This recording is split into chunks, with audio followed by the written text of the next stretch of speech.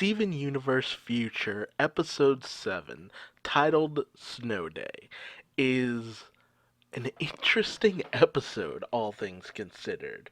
We open up with a scene that just is a total mood. It's just Steven waking up early in the morning, 7 a.m., bright and early, to go to Little Homeschool. And we have several moments that just kind of show where Steven is now. Because you compare this episode to the beginning of the series, you had Steven being excited for breakfast, but now it's a more mundane thing. And it's shown through a juxtaposition with how the gems kind of treat him to a certain degree. Where Amethyst is just like, hey, how about breakfast? And he's just like, nah, I got my protein shake. Garnet tries to give him his cheeseburger backpack, and he's just like, I haven't used that thing in years, which hurts me on a personal level, having wanted that thing, well past my teen years for the most part, with even Pearl kind of bundling him up a little too much, getting him overly prepared. He has his own routines, he has his own way of doing things. But this tends to kind of be a thing with caretakers and kids that they raise because, once you reach a certain age, things kind of get to a point where you don't notice changes to this certain kind of degree. But at the age that Steven is, he's adapting into his own life and routine.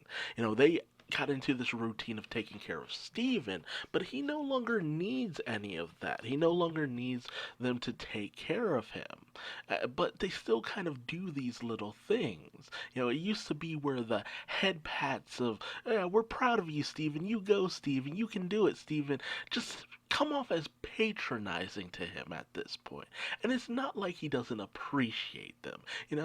But this is something that tends to kind of come up from time to time when you're younger and you're getting older and you have people who don't seem to be treating you like an adult. It just comes off as like, I'm not that person anymore. I can't be that person with how far I've come, all that I've done in my personal life. Shoot, things that I've gone through with my own mother, all things considered. So this episode really hits close to home. And when Steven gets off and like, man, dude, the mood that they project in this episode.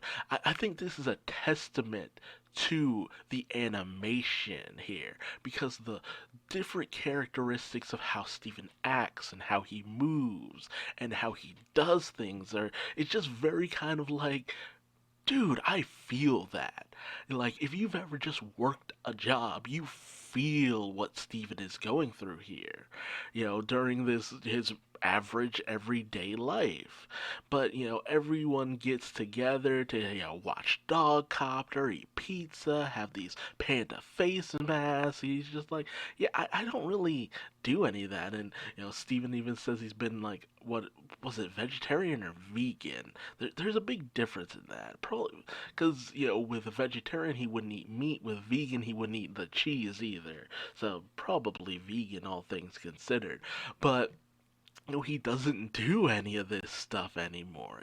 He's grown beyond all of this, and they even make him a together breakfast, and he just kind of walks past it, doesn't even acknowledge it for the most part, which is kind of sad. You think he'd have some form of a nostalgia towards it, but he's just so focused on getting to work. He's worked himself into this routine, and he's just trying to focus, and like God, I relate to this so much.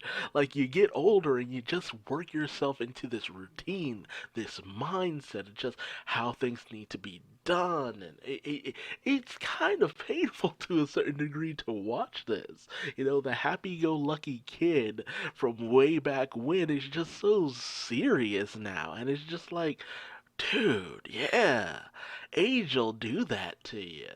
However, with Snow being so prominent out there, you know, it ends up causing a situation where Steven can't use his Nandai, he can't use the warp pad, so Little Homeschool ends up being cancelled.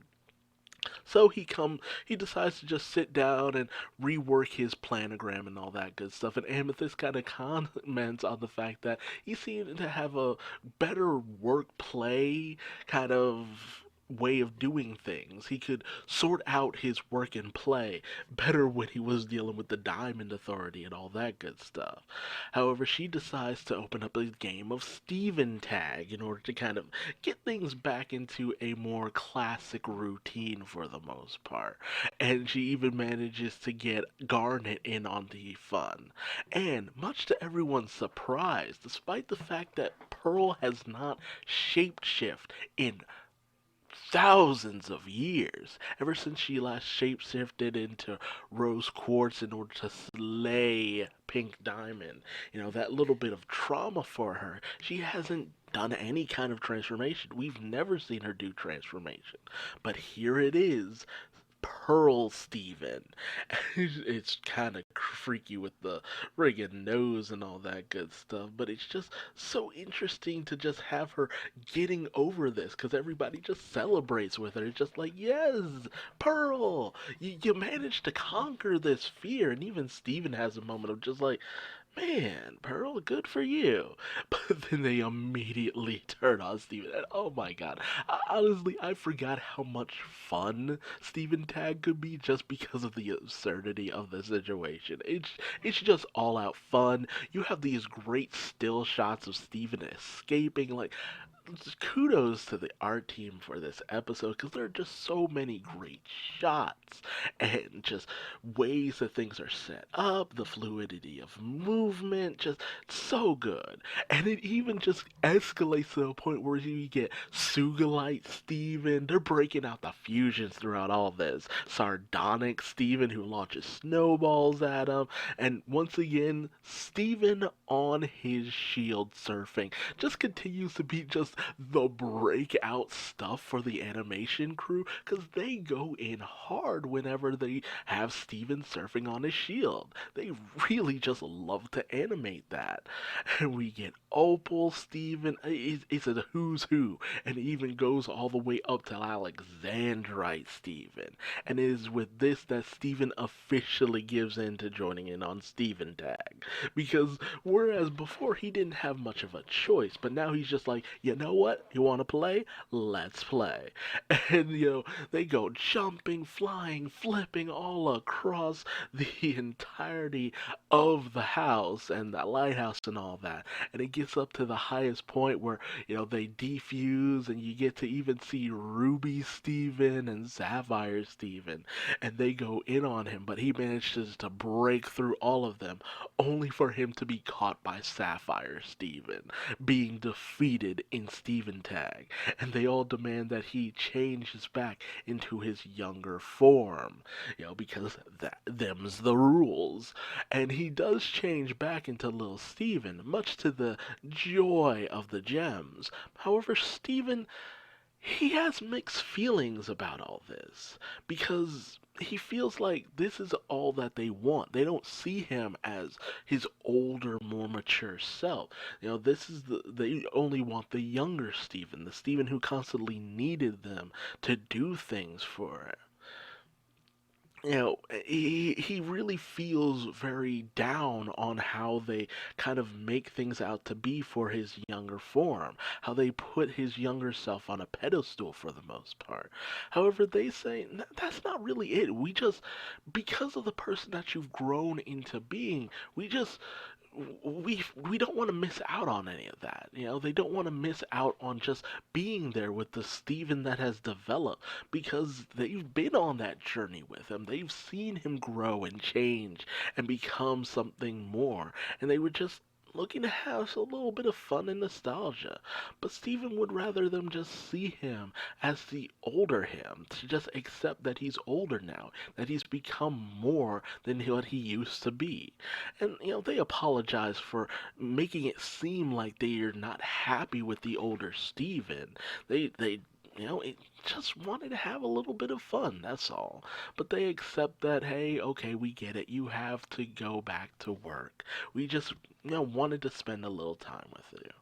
But, Steven decides, you know what? Fine, let's just keep going. It was fun. So, a new version of Steven Tag blooms, with it being the older Steven Universe future Steven chasing down the gems. And the next day they end up all traveling to work in the Dandai together. One big happy gem family.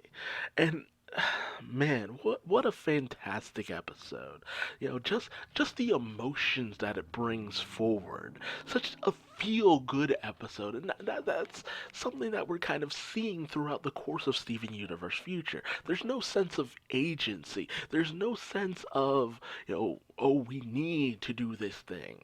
Whereas before, episodes like this would be like, oh, it's whatever, it's nice, it's cozy, but we don't really need it. But for Steven's development, for Steven's happily ever after, this is all what it's about. It's an epilogue. One big epilogue series, which I continue to be surprised that Cartoon Network allowed them to do this.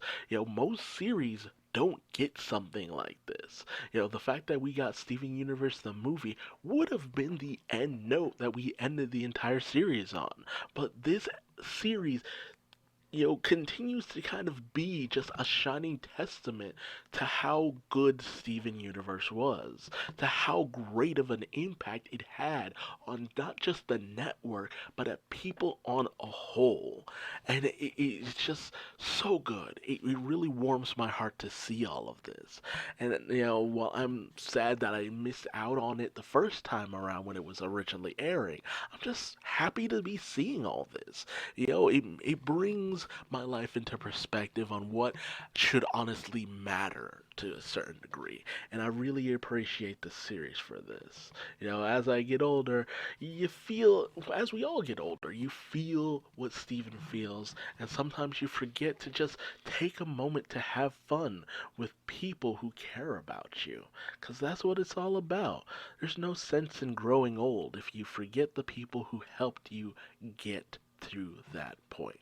But until the next episode, leave your thoughts and feelings in the comment section below. Like button, subscribe button, bell, whatever you feel like doing. Or don't, it's all up to you. But until next time, I'm Duuz-Diz-Din, and I'll see you in the next episode. Bye bye.